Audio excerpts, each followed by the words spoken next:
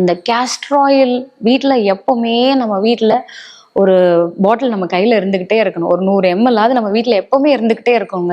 ஏன் அப்படின்னு கேட்டிங்கன்னா, பல பல பிரச்சனைகளுக்கு இது ரொம்பவே முக்கியம்.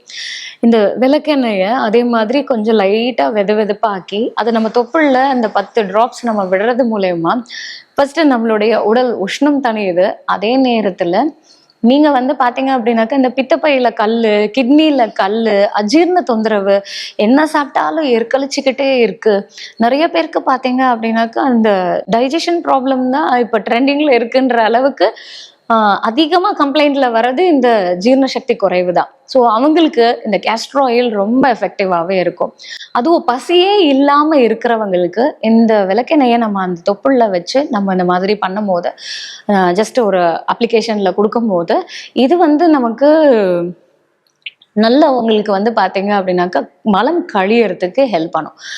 இயற்கை மருத்துவத்துல நோயோடைய காரணமே நம்ம உடல்ல இருக்கக்கூடிய கழிவுகள் தான். அதுவும் குறிப்பா மலச்சிக்கல் தான் நோயின் முதல் காரணமே சொல்லுவோம்.